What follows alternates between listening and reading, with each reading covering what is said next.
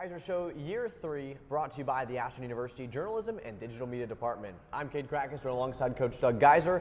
Coach, thanks for joining me. I appreciate the invitation. Well, of course, it's great to have you back here on the show as we take a look at 2025, moving into next week, and also taking a look back at this past week.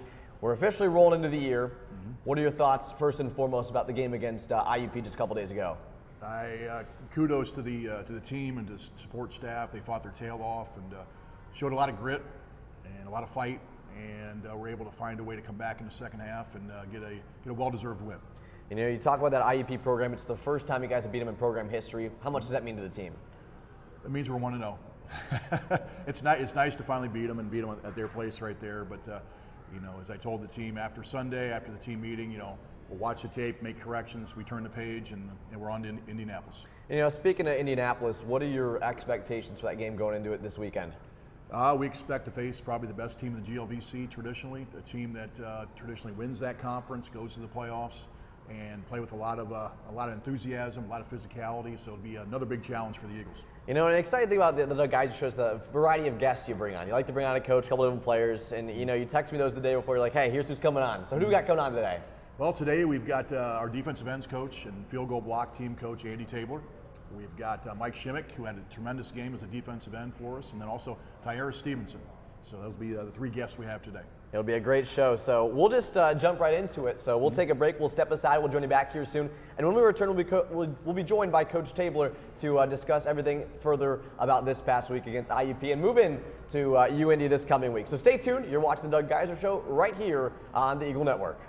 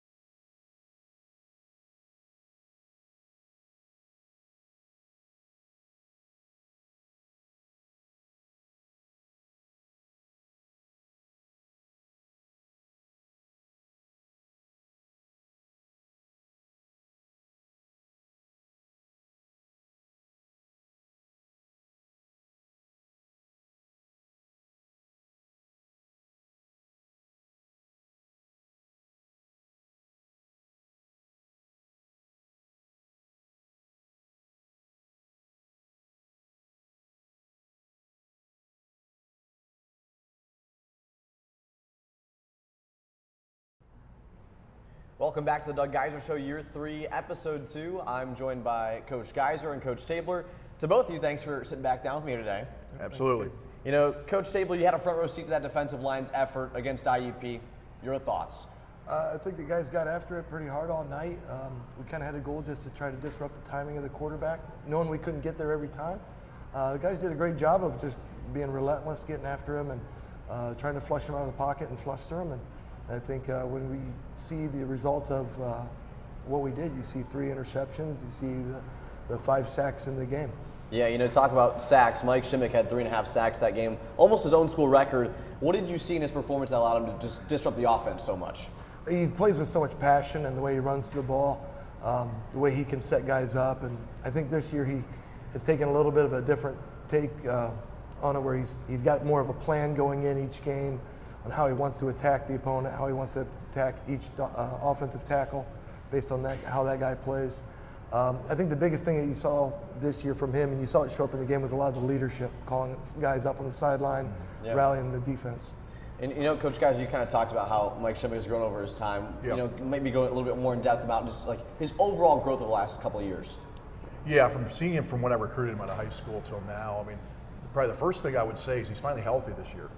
Last year he played the whole year hurt. Yeah. He had had a high ankle sprain, had a surgery on it after the spring, and didn't have any time at all in the summer to train with the legs, which is key, especially for any kind of lineman either side of the ball.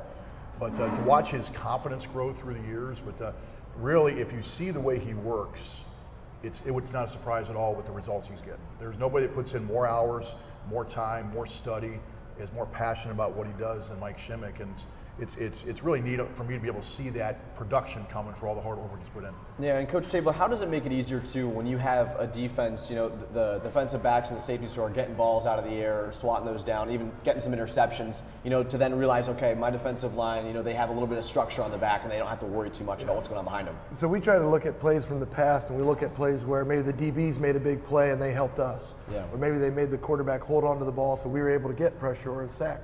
And then we'll also look back at where maybe they had a breakdown, but then we made a sack or a play that got the quarterback out of his rhythm.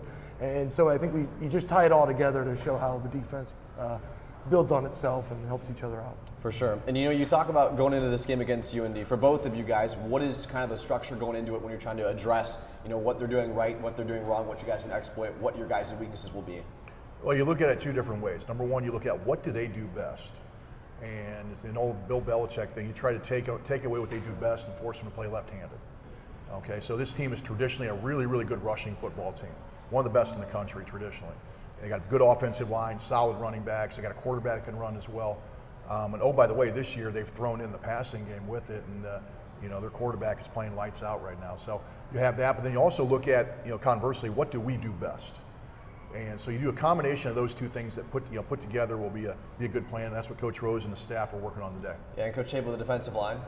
Yeah, so I think the big thing with us is we're trying to be so multiple this year, trying to find chances where they've played somebody that's maybe used the same techniques or alignments, and I think you see some of that, but you also see why or how their offensive tackles will play different based off of the different defensive ends or defensive alignments. Yeah, and Coach Tabler, how do you keep this momentum going moving forward? Obviously, you like what you saw in week one. How do you make sure they replicate it next week? I think for the whole defense, you don't settle. You don't read into maybe some of the stuff that IUP has said about the game and about how well we played, and you just know it's like Coach Geiser said, we're 1-0, and you just got to go out and prove it all over again the next week. And Coach Geiser, how do you make sure that Coach Tabler's got it down locked every week? Well, I have a lot of trust in Andy and what they do with the defensive ends and what they do with the defensive front. And you see the time that they put in, the study they put in film-wise. You see the work they're putting in practice. And, there's a lot of our practice we're going good on good. So we go the ones on offense versus the ones on defense. And it kind of, they said iron sharpens iron. Yeah. So you have it from both those different views right there. And you hope the product comes out similar to what it was last week. Any youngsters that Eagle Nation should be on the lookout for currently with the defensive ends that might be kind of making their way into the lineup here soon? Well, Elijah Baldridge is in his first year starting at the other end, and he's a young guy, but he plays with a lot of intensity. He's a guy that's, what we say he embodies a follow me attitude of a leader. And we've got guys like Kendrick Mensah, Darius Hatley, and Brendan Hermansky that have come along and been on the travel squad. And then Russell Twining's in his senior year and had a really big game for us too, and got a strip sack in the game, which was just kind of a timing thing where he got in because somebody was limping and jumped in and made the most of his opportunity. Yeah, and stay on this defensive side of things real quick, Coach Geiser. Who else did you see on the defensive side of things that really shined this past week? If you look at the back end, EJ Tia is picked up right where he left off last year, had a very dominant year last year, and is really starting to step up in a leadership role as well. And it's nice to have that back there, especially when you're adding some veterans like an Izzy Vasquez and a DJ Butler to that. I'd also mention Nick Sailors. Nick Sailors, all he seems to do is make plays. Yeah. And so, those two guys in the back end there, and probably every week you could mention Ben Holzoffel and Jack Talkington as well. But it was definitely a team effort. We had some great individual performances, but you look overall, the product, that whole sum right there was a very, very dominant performance last week. Yeah, and my last question, Coach Tabler, you look at UND being on the road, big matchup for you guys. How do you kind of shift the gears going from IUP in one state you win you another, and then you're coming back home the following week. Yeah, we'll be excited to finally get back home. So that'll be great. I think you handle the chaos. It's, we play on a Saturday now, so it's a little different time schedule, but you try to keep things as consistent as you can. You're still driving the day before, you're still in a hotel the night before, so we should be pretty used to that by the time October rolls around. Perfect. Well, both of you, thanks so much. Appreciate it. Thank you. Thanks, Cade. We'll step aside, join you back here soon. As a reminder not to go anywhere. Plenty more segments coming your way here on the Doug Geiser Show, Year 3, Episode 2.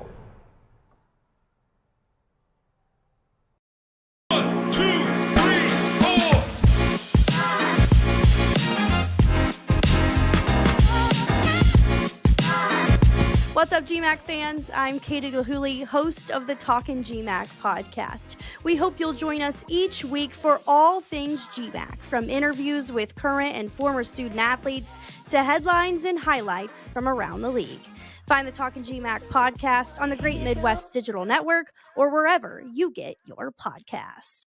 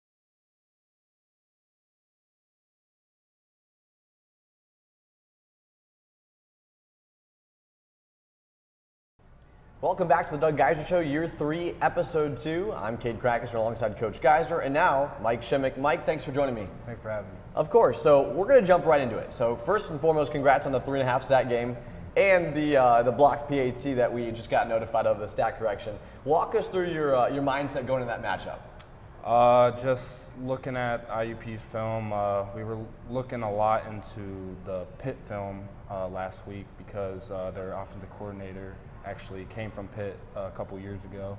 He was there, so we were studying that up a lot last week.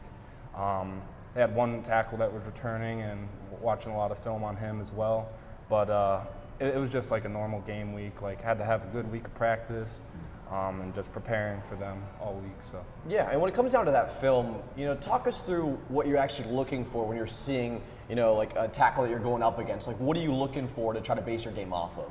So when they're in pass pro, just looking at their hands, their feet, how far back they're setting, just different things like that, like what different kinds of moves would work against them, like what kinds of moves are other DNs like doing that's working against them, and then just run blocking, it's kind of the same thing, just looking where their hands are, feet are, just stuff like that, just watching that stuff, and it just really helps when game comes, just watching a lot of that film, and it's just like second nature. Yeah, and Coach Geiser, how do you ensure the players are always staying up to date with their film and they're actually watching it and ingesting what's going to come that next week? Believe it or not, the players actually police themselves. Interesting. Yeah, it's extra.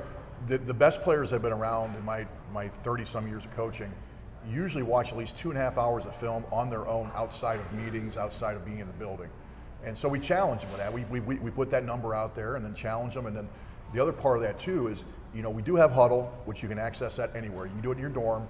But really my challenge for them is to come in and watch it as a position or watch it as a unit group. And you want to, especially at the defensive line or at offensive line or the secondary, you need to be able to see the game through the same set of eyes. So you're all seeing the same thing, digesting the same thing with that. So, we've had a great culture built through many, many years, with Martinelli and Keller, and now with Coach Owens. And Coach Owens really, he really, pressed on there for guys to come in and watch film. So we've kind of built on that as well. The culture's already built. Like I said, the guys hold themselves accountable. And it's great to see there when you come back at night after practice and you see, the offensive line room is full and the defensive end room is full, and another night defensive backs are coming in and watching tape. So it kind of warms your heart, but that's kind of the secret sauce, behind everything else as far as how you prepare, is watching that film together. Yeah, and fans might not notice the dirty work sometimes, Mike. And you look at your defensive line as a whole, and the guys you're working alongside. What makes them so special? Just gonna go with one of my best friends right now, Russell Twining. He last 4 years I've just been working with him so much during the season, and in the off season especially. We go and work out 3-4 times a week on the field, and I just can't thank him enough for just putting up with me sometimes. Yeah. But then Kendrick Mensah, another great defensive end. He's been behind me for a couple years. I've been lucky enough to be able to teach him some stuff along the way. Yeah. Darius Atley also there. Elijah Baldridge, the other defensive end. Also love teaching him some stuff because he's new to the position. And then Brendan Hermensky's the other defensive end there. He's a younger guy, so I like teaching him some stuff as well. So. Yeah, and how do you have that mentorship type role? How do you kind of balance it with being a teammate and a mentor at the same time? It's just through experience, I guess. I don't know, I just try to show them what I've learned from people that have came before me. Like Chris Julian, I consider one of my mentors. He really taught me a lot of stuff about the game, and I just try to spread that knowledge up to the younger guys as well. Yeah, and Coach Geiser, how have you seen that mentorship evolve over time? You know what, it builds on itself, really. It's something that we've encouraged at all positions. When I coach the offensive line, the same thing there. You actually challenge the older guys the first day of training camp to look out for the younger guys at their position. And you tell the young guys too, hey, don't be afraid to reach out to those sitting in front of you and those playing in front of you, because somebody did it for them. And so it kind of embodies, one of our 6 traits of an Ashland man is selflessness. And Mike, with his willingness to give back, is just another example of that. And it's a real neat thing to see, because you'll see it once Mike goes on, you'll see those young guys that are being mentored right now will step into that same role. Okay, and it's kind of neat how that whole thing kind of works together like that, and it's a foundation of a good solid culture in a program. 100%. And Mike, when you take a look at this opportunity to beat IUP for the first time, capitalize on it, and see how good the defense played, how do you carry that momentum into a team like UND on the road this week? Just another great week of practice, another week of watching a lot of film. It's just the same stuff every week, and we're just going to go out there and get the W, hopefully. Coach Geiser, I feel like all these guys kind of repeat the same things you do. It must rub off well. They must be listening. They must be listening. But yeah, there is, it's kind of cliche. It's said so much. Nick Saban talked about the process, but really that's what it is. That's the one thing you control is preparation, and how you go into this football game. And it's kind of you remind the guys every week. Hey, every team on our schedule could beat us, and we can beat every team on our schedule. So what's going to be the determining factor? The preparation you put in, the work ethic you show along the way, and then once you get to game day, the passion and the enthusiasm, the physicality you play with at that point. And it's an easy formula. It's not always hard to adhere to it, but it's an easy formula. Yeah, we talk about sack records. I think that's something we have to just mention. You can't not mention it here. You're only half a sack away from tying that record that you set a couple years back. Mike, how awesome is it to be able to say that you've done things like that? It's awesome, but at the same time, I'm just glad we got the win. That's all I honestly care about. I've taught them well. I know. And I just want to shout out 2 guys right now, because they get me prepared every single day. Yeah. Nick Walker and Nico Tracek. Those guys are so good, and honestly, I think it's the best tackles I'll play against all year. They are so good, and they get me prepared. There's a phrase called iron sharpens iron. Yeah. That's true right there. I hate going up against them, but I feel like it gets me better. So yeah. And my last question, Coach Geiser, when you talk about that iron sharpens iron thing, that saying is real important, because it means you got a good locker room, you got a great group of guys that are always kind of going at one another all the time. How important is it to have that? It is huge, because our whole thing is you want to make practice harder than game day. You want to practice faster, you want to practice more physical, you want to make it harder than game day. So on game day, everything slows down a little bit. Okay, and you just go out and play. You're not thinking, you're not analyzing, you're just playing because you've already had the rote memory from all the reps you've taken during practice. All right, well, we'll step aside, we'll take a break, we'll all join you back here soon. Reminder not to go anywhere. You're watching the Doug Geiser Show, Year 3, Episode 2, right here on the Eagle Network. To the Great Midwest Athletic Conference, where greatness is achieved from heart-stopping moments to incredible teamwork and unyielding determination. This is more than a conference. It's a community of excellence where academic success meets athletic prowess and future leaders are forged. The Great Midwest Athletic Conference. Building character through competition.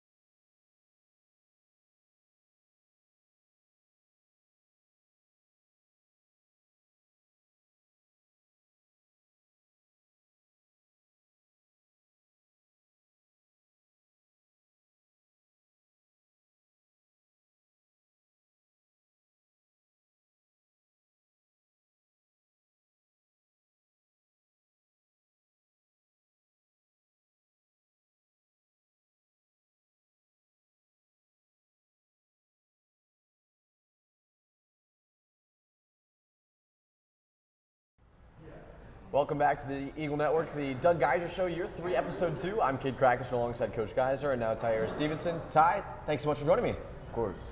You know, let's talk about that game you had, the game-winning drive, 10 plays, 70 yards, and you finished it off with a 1-yard touchdown. You know, what was going through your head that entire drive? Just trusting my preparation all summer, trusting my coaches, trusting my O-line, and honestly just, giving 110% every time I got a chance to touch the ball. You know, it's something you've done real well these past 2 years is getting in those opportunities and taking advantage of them. You know, how important is it also to start a year off that hot as well? It's very important. It's very imperative. Like, I feel like that just based off last year, I definitely didn't do as well as I would have hoped. And just going into this year, I feel like I got a lot more that I could prove and a lot more that I could help the team.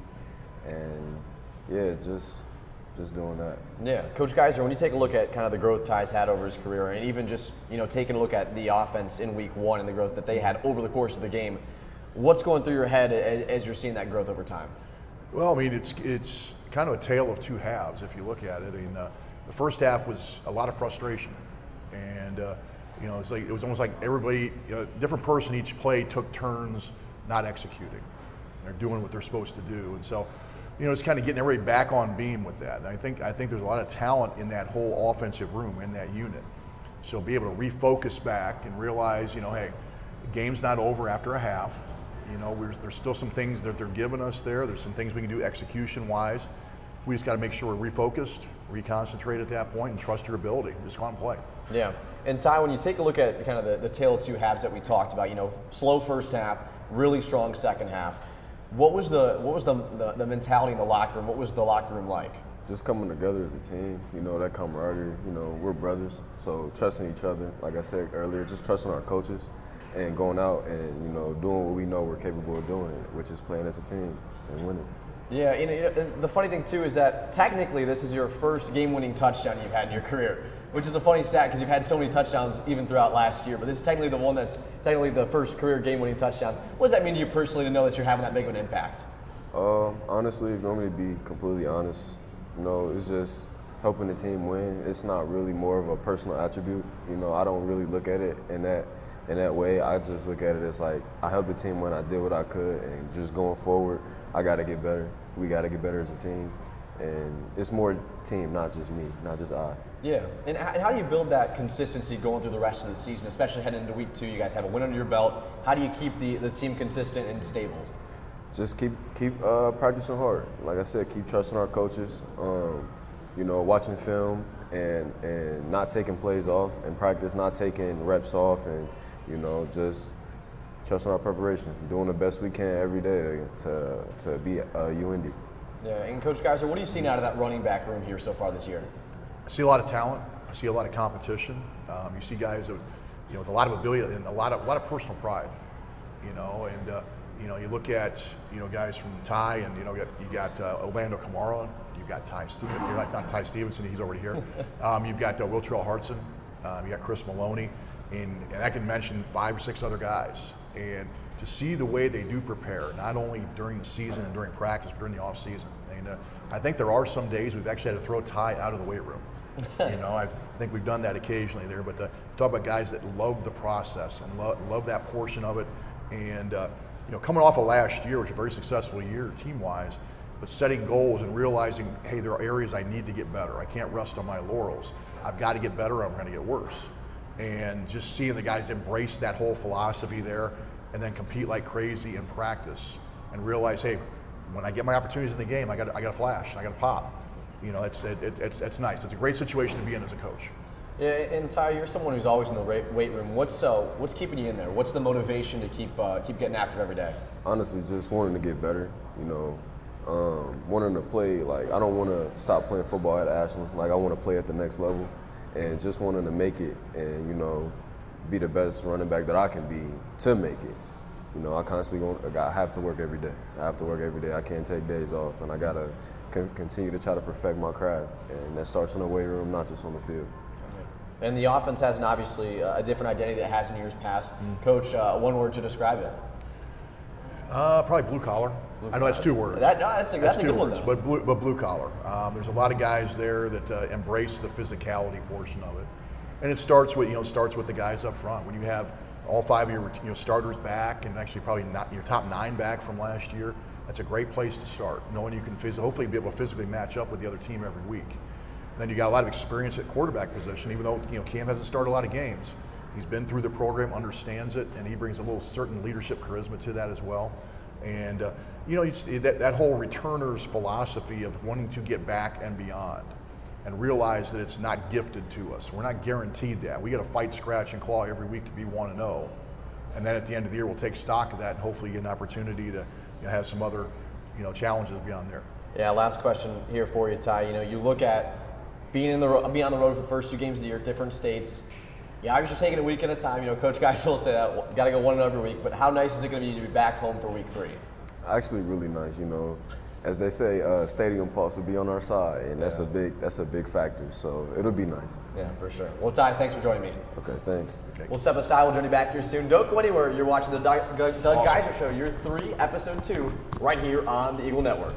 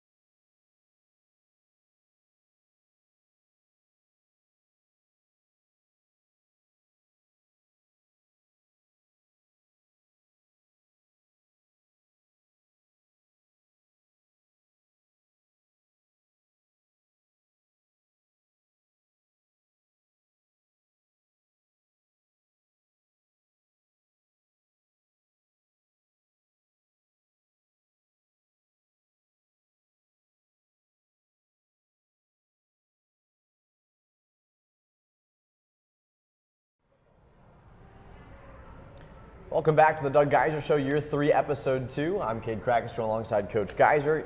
Time for our Q&A segment. The best part, last week we had a couple viral moments talking about your hair. Any updates on the hair since? Well, you know what? Sheila said thank you. Oh, that's great. She said thank you for the shout out, and she hooked me up last week. As you can see, I got my hair cut, so it's always good. Always good in the hair world. Great to hear. Well, if anyone in here has any questions at all, make sure to come up to the microphone and ask them away. But first question we'll go with here is one that was submitted in advance. Okay. Coach, how tough is it to put together a non-conference schedule when games like IUP and Indianapolis are always such big early season tests? Well, for us, we like to play up, believe it or not. It gives a true indication of exactly what we have. There's no delusions. You're not going to think that you're better than you are at this point, because when you play an IUP, you play a Indianapolis, you play a Ferris, which you played the last couple of years, you're exposed. You're exposed at that point, all your things you need to work on. So I would rather have that going into conference than nothing else. So it's something we embrace. It's kind of a reason guys come to Ashland as well, is they want to play in venues like that. Well, if any questions here in attendance, any Q&A questions here? We got a question? We got one coming, okay. All right, make your way up. Oh, right there, right over there, to your right. Now be careful, Russ. Take it easy. I recruited you.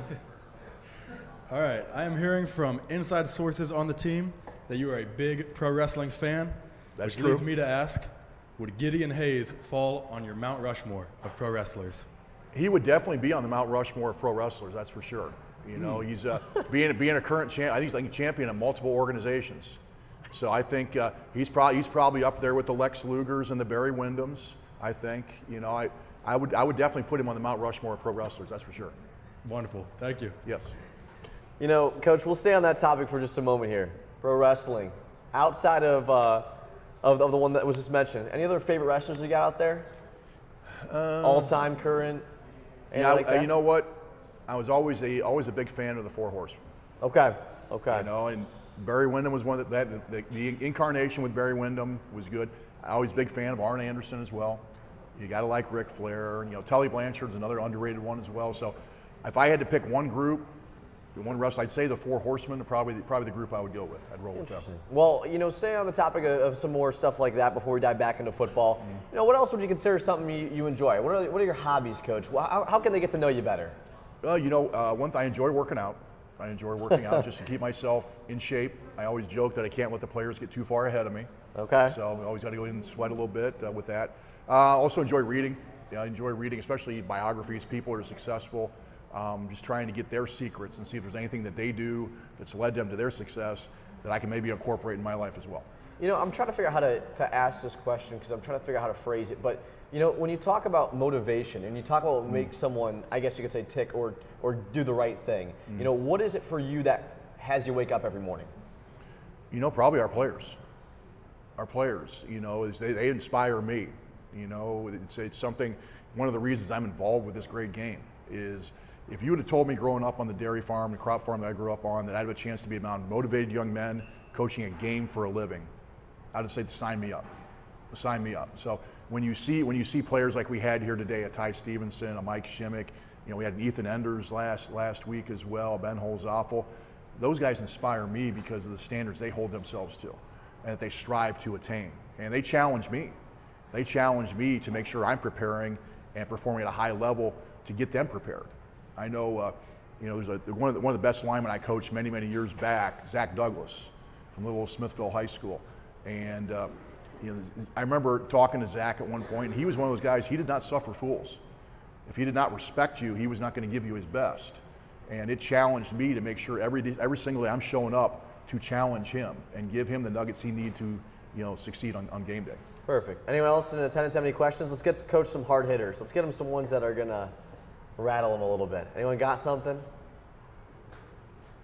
Looks like we got one question. He jumped up right away, so I'm a little worried now. I think it'll be pretty tame. I think it'll be pretty tame. Hey, Coach. So just kind of thinking about going on the road in like a college atmosphere, do you ever take into account in game prep like the different atmosphere you're going to on the road and like the fans there? Does that ever come into your mind during game prep? It does to an extent. I know, for example, when you go to a Grand Valley and their student section it's a real snake pit. They're you're warming up on the closed end, and there's however many thousands strong, and they're getting razzed the whole way. So it tests your mental toughness to be able to stay locked in. It does, and obviously there's some natural things along there too. You get in venues like that are loud, and so you got to think about how you're going to communicate at that point, especially if you're giving signals offensively. That could be an issue. I've been up there at times where that's an issue, and it's affected us. We've had procedure penalties because we couldn't hear. We weren't communicating correctly with that. So those are things that you take into account. I mean, we're going into a stadium this week, with Indianapolis, been extremely successful in that venue. So understanding, the confidence that they play with at their venue. So good question. I did have a question come online last week that I forgot to ask you. It was a very odd question, so I have no idea if you're going to understand this at all. Okay. But in NCAA 26, the video game, there's something called Stadium Pulse, and it goes up higher and higher as you go to different stadiums, okay? How would you rank the schools in the GMAC, based on Stadium Pulse? Is there any up there that would be like, toward the upper echelon? That's a very loaded question. If I pull out one as opposed to another, I'm going to tick off all the other schools. So I would say every place we go to is a very, very challenging venue. There you go. I'll say it that way. I like that. So the Stadium Pulse is all the way up in every venue. Absolutely, yeah. All right, good answer. Yeah. Analytics and technology are playing like a bigger role in football every year as well. How much is that filtered down to the Division II level? I know we've talked about signals to quarterbacks, talking about replay this year, a lot of things like that. It's always been a part of what we do.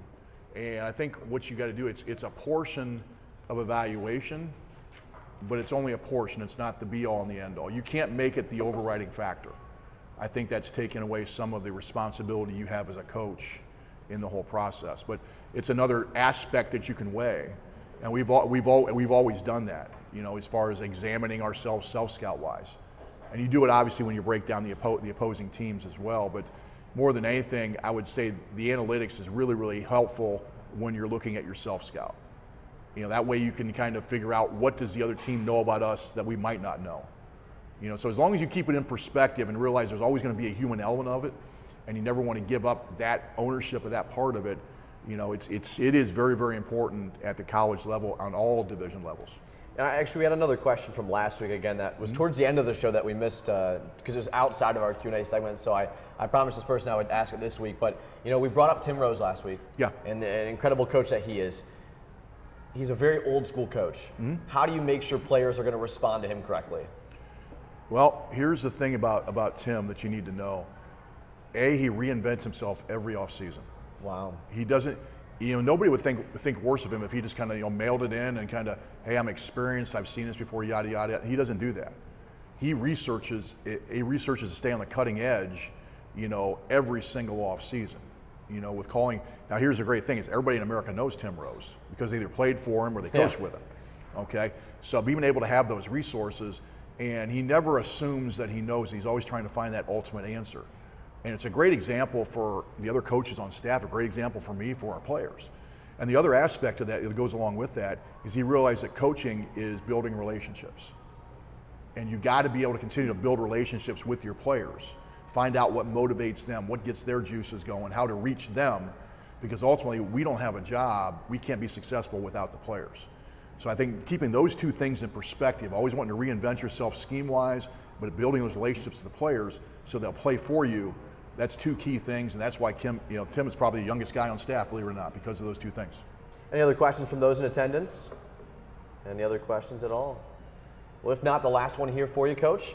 At this point in the year, you're in the season, you're in the heart of everything right now. Do you have time to ever, watch some pro football or other college football? You know what? I actually yesterday when I was breaking down our game, I actually played the Packers and the Lions game in my office when I was working. Matt LaFleur, great friend. Hey, you might not like him, but Matt LaFleur is a Lions fan. Oh, he's a Lions fan. I'm sorry. I'm sorry. But Matt is an Eagle. He's an Ashland Eagle, so I'm always going to support him. And you kind of hear it in the background every once in a while. You'll watch it a little bit. But as far as intently studying it, I don't have that time to do it during the season. But I will keep abreast a little bit. Well, appreciate it, Coach. Well, we got 2 more segments to go tonight. Sounds Making good ground. So we'll step aside. We'll join you back here soon. As a reminder, not to go anywhere. You're watching year 3 of the Doug Geiser Show, episode 2, right here on the Eagle Network. budget, save, invest. A plan to help you make smart retirement choices today. Your future self will thank you. This ad has been provided by Donald M. Graham and Associates, where our dedicated team will help you meet life's complex financial challenges. Call today to schedule your visit at 1-800-322-6116. Securities and advisory services are offered through Commonwealth Financial Network, member FINRA SIPC.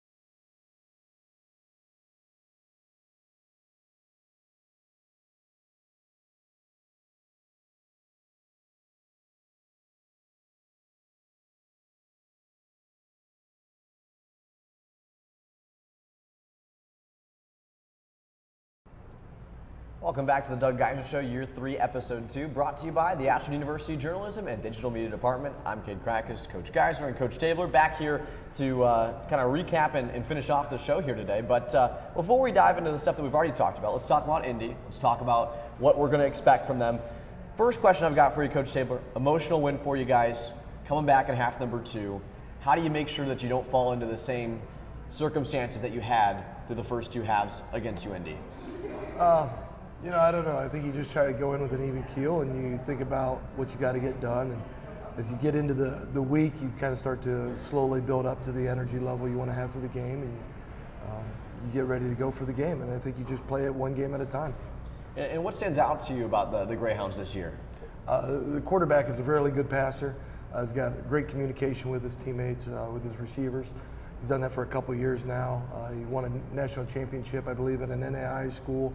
Came in now, he's been their all-league player of the year and led them to the playoffs last year. So you got to try to do something to, try to affect the game in your pass rush and how you're playing. You got to be able to stop the run first. They've got a really great offensive line. They got 4 returning starters that were all league players last year. So you got to be able to, handle things up front first, and then secondary, you try to disrupt their passing. Yeah, and Coach Geiser, I think the fortunate thing about it this week compared to last week is you have this year's footage on the team. Yeah. You're looking at stuff from last year and things from the past. But the nice thing is that when you're going up against UND, you have the game against Findlay from last week to look back on. Yeah. How does that change the prepreparation? having the opportunity to be able to see what they did this year. Well, we did a game exchange with them at the end of in the off season. So we got their last 3 games, they got our last 3 games.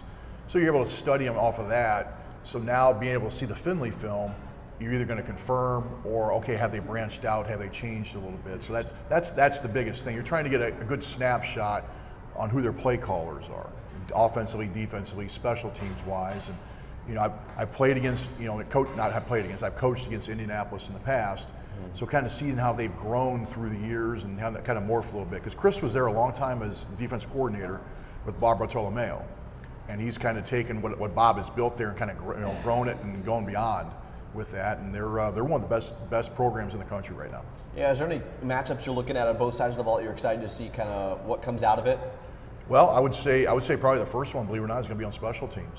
Interesting. They got two dynamic returners in the kickoff return game and also on punt return. And we're going to be tested. I mean, we always pride ourselves on our special teams. Our coverage units especially are going to be tested this week with two of the most dynamic returners in the country. Yeah, and Coach Tabor, what does your preparation look like in terms of the special teams side of things? Just trying to take a look at their field goal team and how they block and what kind of personnel they use. You look at the kicker and what's his consistency been like, where he's putting the ball, how far he can kick it from. And they've got an experienced kid, a senior that's a place kicker for them. And then against Finley, they actually started a freshman who was pretty good. And I think he was 51 of 51 in high school. So he just try to prepare and try to get you guys in the best position as possible. Yeah, do you guys practice that? Do you guys go out there and go through scenarios, or is it more kind of the film side of things? We do a good amount of the film scenarios, watching where they kick from, how he kicks, and you see that. But we go good versus good on field goal every day, and you try to work your block against our kick team. So it's never the same. We don't do a scout team, but we try to just get the best look that we can and try to bring pressure every time. And then at the end of practice situations, we'll often get the kicker out there for maybe a game-winning kick scenario. And if we're lucky, it'll be with conditioning relief on the line and makes it a little bit more interesting. Yeah, and Coach Geiser, this question comes from 88.9 WRDL. They're talking more about, how you had that game on Thursday, then a game on Saturday. It's not Saturday to Saturday. How do you use that extra time to prepare? You get it on the practice. That's the most important thing, where you usually only get 3 days of practice, because we'll go Tuesday, Wednesday, Thursday. We don't practice on Fridays, the day before a game. So now you're adding in a Sunday with that. So it allows you more than anything else, maybe get your scout team set. It's another day where you can work against their base. So then the other 2 days, maybe you're working against, if you're on the offense, working against their movement. If you're on defense, you're working against maybe some of their specials you might not have a chance to expose yourself to before. So it's good all the way around. It helps our scout teams, it helps our actual varsity teams as well, and you can never have too much preparation. And Coach Tabor, is there any guys that you work with specifically you're hoping to see have a pretty big game here against UND? Specifically, I'd say just the group in general. I feel like that's been the strength. The defense is just the group and how they play. And you got to have your seniors to have their best season, so every game you're hoping the seniors play their best game ever. Perfect. And my last question here is for you, Coach Geiser. Momentum's obviously a big thing. Guys have to take it 1-0 every week, but how nice would it be to be able to come away with the victory and then move in and go back home to Jack Miller Stadium with a 2-0 record? It helps your morale more than anything else. It's confirmation that you're on the right track, you're doing the right things. So is there momentum? Only because it's helping your maybe mentality as you're coming into practice. But the last time I checked, we're not going into Indianapolis with an extra 3 points or 7 points because we won last week. Every game is kind of a story unto itself, and you got to prepare yourself, and then you got to show up, and you got to execute at that point. So that is truly the 1-0 mentality we have every single week, and just knowing we're not going to ask no quarter, give no quarter, and we're hoping to be able to give a good challenge to Indianapolis, because they're a really good football team. And my last question for you, Coach Tabler. Indianapolis, guys going to go on the road. You're going to go to 2 different states in 2 weeks. Got the family back home. How tough is it to be on the road all the time like that? How excited are you to be back at home in a couple weeks? It'll be great just to be able to have the time where you're not traveling, so you can see the family on Friday night and even Saturday morning before heading out, and then seeing them at the game is always a lot of fun. And if we get the win, they get to be out on the field, so they're excited for that. It's awesome. Well, appreciate you both sitting down with me. Thank you. All right, thanks, kid. We'll step aside, join you back here soon. Our final segment's coming your way here soon on the Doug Geiser Show, Year 3. Don't go anywhere. You're watching the Eagle Network.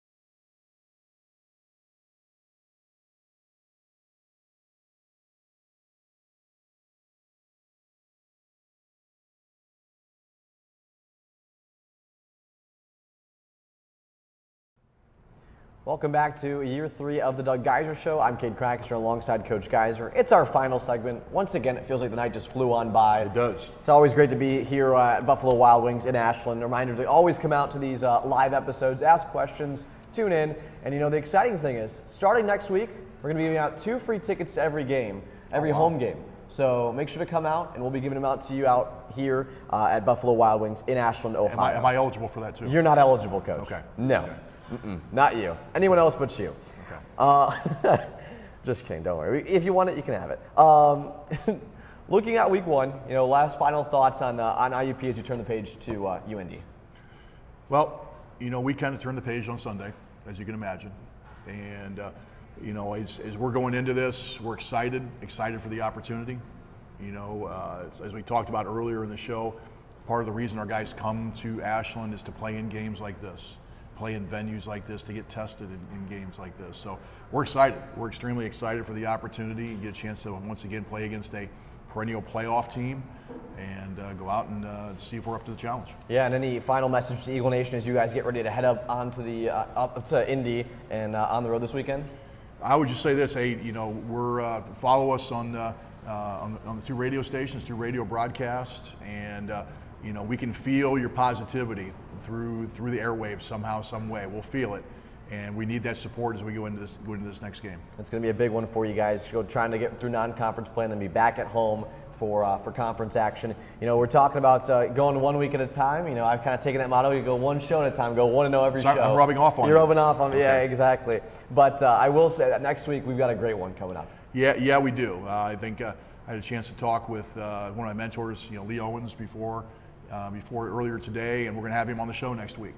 And he's just recently wrote a book called The Spirit of the Team, and tremendous book, a lot of Ashland ties in that book. And then we're also going to get him on here to talk about the rivalry with Hillsdale. Yep. He's been involved with that for almost 20 years and get his insights and thoughts on that game as well. So I'm really looking forward to that. Yeah, fortunately next week's going to be an extra special episode. It's going to be an hour-and-a-half long. We're going to have a lot of segments. We'll break it up. We'll have the 2 with Lee like we talked about, talking about his book, talking about the history of Ashland football in general, but also against Hillsdale for that traveling trophy. But also it's that first preview before the home game, the first preview before conference action. I mean, that show is going to be a loaded one, so make sure to come out here to Buffalo Wild Wings here in Ashland to join us for that one. Also tune in. If you can't make it out here, you can go to the Eagle Network YouTube channel, subscribe, and you can catch everything live there as well. Any final thoughts for the audience out there, Coach? Hey, we're excited to play college football, and we're going into week 2 here, and we were fortunate enough to get the W last week, and so we'll see if we can stack on that performance, become a little bit more consistent, and correct a lot of mistakes we had from last week. Before we go, give a special thanks to the Ashland University Journalism and Digital Media Department for all the help on the behind-the-scenes production of the Doug Geiser Show. Buffalo Wild Wings in Ashland here for the hospitality and, of course, hosting us, and all of the Ashland University football sponsors that you'll start to see here as we get ready for the coming home matchups on the Rock Entertainment Sports Network broadcast alongside Flow College. You'll see all of our sponsors that help make everything possible for the football side of things this year as the sponsors. But again, a thank you to all of you for tuning in and everyone who comes out here to Ashland, Ohio at Buffalo Wild Wings to support the Doug Geiser Show year 3. I'm Cade Krackis. I'm Doug Geiser. We're saying so long till next time. Come back here next Monday for an extra special episode. You're watching the Doug Geiser Show year 3 right here on the Eagle Network.